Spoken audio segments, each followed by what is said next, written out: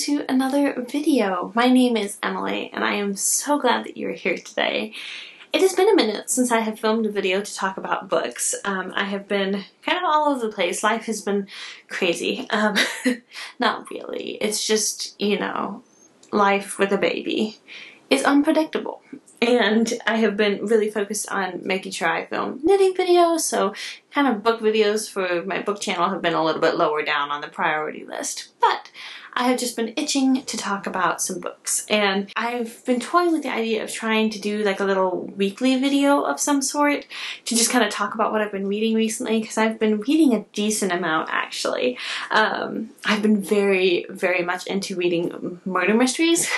At the moment, I'm going through another murder mystery phase. I go through these all the time. I love a good like golden age cozy murder mystery, and I realized I use since my baby was born, I have been reading most books on my iPad or my Kindle, mostly on my iPad, and I use the Libby app, which is an app that I can use to access ebooks through my library, so I can just borrow them. It just means that I can read a bunch of books for free. But I also realized in April that the Hoopla app, which is another app that you can access books through the library, I started using that app and I was able to access a whole bunch more books from the British Library Crime Classics series, which is a series of books that have been released that are all like golden age murder mysteries, and they have a bunch of short story collections, and I have been eating those up. I have read so many of those since I realized it, and I have just been enjoying it so much. It's just different collections of short stories from a bunch of different authors of, like, I guess you could say classic golden era, or not golden era, golden age era murder mysteries. And it's really interesting because the way that the books are set up is that at the beginning of each short story, there's like a mini biography of each author. And so it'll have like Arthur Conan Doyle, and then there was one that had a Dorothy L. Sayers short story in it. And it's just been so much fun. I have really enjoyed it. So far, let me pull up my I keep track of the books that I have read by just putting them in a note on my notes app, so that then I can just, you know, it's an easy way. I always have my phone with me, so I can just log it down. So let me see. So 1, 2, 3, 4, 5, 6, 7, 8, 9, 10, 11. I finished 12. This morning, like since mid-April, I have read 12 of the short story collections. I think I've read pretty much all of the ones that Hoopla has available, which I'm so sad about. But I started reading yesterday the 5th book in the Lord Peter Wimsey series by Dorothy L. Sayers. I can't remember the title of it. I'll pop it up here on the screen. I read the first 3 books earlier in the year, and then the 4th book is a collection of short stories, and I kind of got a little bit bogged down and I didn't finish that one, and I wasn't sure if I was going to finish the series. But I am a big fan of, if you are reading a book or if you're reading a series and you're just not feeling it, just stop. Like, don't finish it. It's obviously not the right time for it, because I cannot tell you the number of times where I've been reading a book and then I didn't really like it, so I put it down, but then I came back to it later and absolutely loved it. And so far, that's what's happened with the Lord Peter Wimsey series, is I started reading the 5th book like yesterday. I think it was yesterday or maybe the day before. And I am so enjoying it. I absolutely am loving it.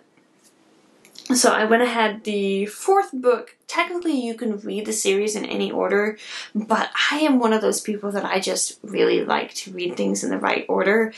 For example, with the Redwall series by Brian Jacques, which is like my all-time favorite book series, I've seen a number of people talk about that you can read them that you should read them in publication order rather than chronological order.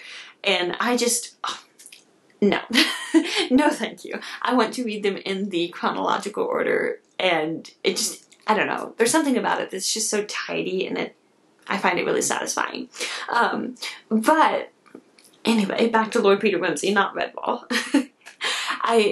The one that I'm reading right now, it's about this gentleman that died in one of their, I think it's the Belladon Club, Gentleman's Club, and Lord Peter Wimsey, who is kind of the detective or the sleuth of the series, is asked to kind of look into it because there's some questions about what time of day he died, because if he died first, then the will is going to go one way, because he and his sister died on the same day, and so they're trying to figure out which died first because it'll impact how the will is doled out to the relatives. And it's just, it's fun. I'm really enjoying Dorothy L. Sayers' writing style. Yeah, I'm enjoying it. And that's the thing where if you're really not liking something, just put it on pause for a minute and come back to it later, because you might really like it later. So right now I'm loving it and have every intention of continuing to read the series. And once the fourth book, because it wasn't available, so I put it on hold. It's a short stories collection.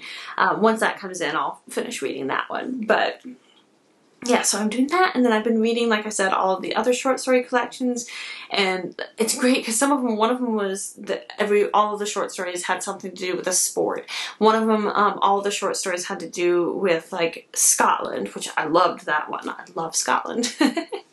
And then one of them had something to do, like one of the collections was about like animals. Each short story had to do with an animal, like that, and it's just, I love it. If I had like $1 million, I would want to buy like all of the British Library Crime Classics series because they have just the nicest covers, and I've just been loving them. So I read all of those, and then I also read, so in some of the short story collections, they have different authors, obviously. And so then I've read some books by authors that were featured in the short story collections, one of which is Edmund Crispin. And it's really cool because most of these authors, these are like pseudonyms, so they're not even their real names, which I just think is really cool. But anyway, Edmund Crispin is a pseudonym for some person. It was his writer name. And I found a short story collection in the Libby app that was just his short stories.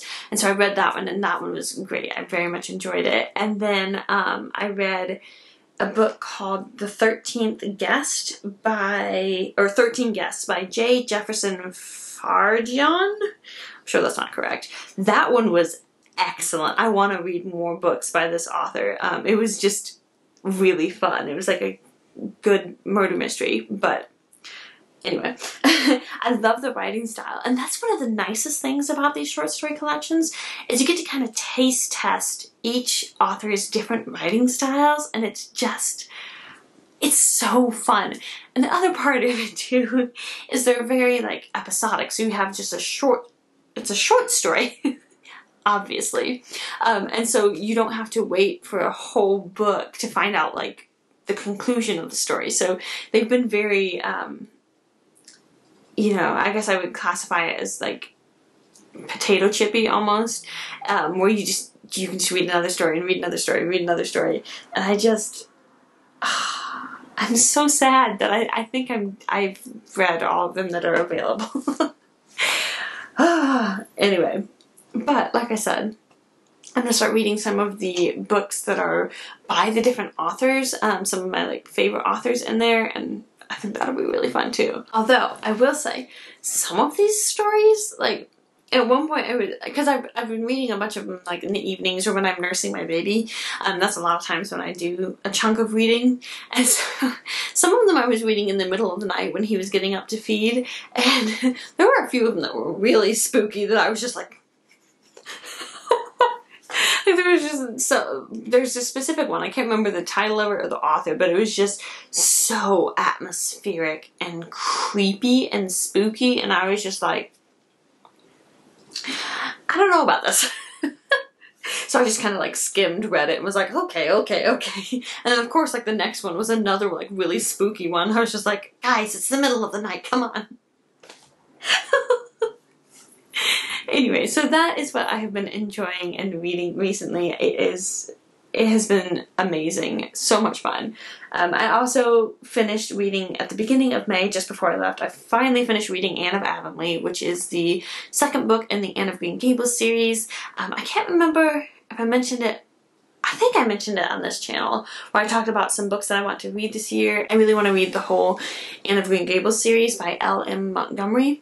And so I finally finished Anne of Avonlea, and I'm going to start Anne of the Island sometime this weekend. I'm not sure. But I just keep getting distracted by other books, so I need to work on that. I want to read that series because I have the Betsy Tacy series by Margaret... Is it Margaret? My mom messaged me something about it's Emily of Deep Valley, which is a like side book, sort of kind of related, but not really to the Betsy Tacy series. Let me see. We've been texting about sourdough bread, and so there's a lot of stuff about sourdough. Maud Hart Lovelace, that's what it is. The Betsy series by Maud Hart Lovelace. I have most of the books in that series, and I want to read all of those, but I need to finish Anne of Green Gables first, and then I'll read those ones. So, there's that. And then I very quickly wanted to do a little bit of a book haul. I got some books while I was on vacation, so I just wanted to share them with you quickly. The first one, actually, I got this book right before vacation. My local library has a, they do a used book sale twice a year, and just before I went away on vacation, they had their spring one, and so I got the Miss Marple, The Complete Short Stories by Agatha Christie. And this one, I think they have an updated version of this one that might have more, but this one has 20 of them. This one was published in 1985, so I'm pretty sure that there is a an updated one, because I just read a Miss Marple short story series in, was it at the beginning of May? Yeah, May 2nd was when I finished it. I read a Miss Marple short stories book on Libby, but I own this one, so that one. And then a bag here. We went to the beach. I went to the beach with my family, and I went to a bookstore while we were there. Hold on. Let me get all of the books out of here so that you don't have to hear the crinkling the whole time. I went to the bookstore while we were there. We went to Myrtle Beach, and I found just a little bookstore, and I was able to get 2 hardcover Miss Read books. I'm slowly collecting Miss Read books. So the first one is Village Affairs by Miss Read. And these are just like sweet, wholesome, lovely, like English village stories. They're amazing. And then this one is The White Robin, a novel by Miss Read. And this one was $4, and then this one was $8, which is a little pricey for used books, but I also know that I have seen Miss Read books sell for a lot of money, so I was like, okay, I'll get it. And then I picked up this one, which was a very, very nostalgic one. It's My Goodnight Book by Eloise Roken, and this was a book that we had when I was a little girl, and it's just a sweet little story about this little girl who's doing all these different things and getting ready for bed, and, you know, her dad reads her a bedtime story, and then she's tucked up in bed, and she just has the sweetest little room. And this one was $1. So I picked those up when I was at the beach, and then when I was back with my not with my family, when I was back with my family at their house in South Carolina, not at the beach in South Carolina, I went back to my parents' house. My husband and I went to Second and Charles, which was in Columbia, South Carolina. And I was able to pick up 3 other books. I will say, I was very excited to go to Second and Charles because I've heard some people talk about it, and I've never been to one. But the one that we went to, at least, was so poorly organized, and they had used books mixed in with new books, and there were like books on the floor, and they were not sorted by author or anything. It was just very confusing, and so I I wasn't terribly impressed. I found some good books, but I would have had to spend so long in there to find books.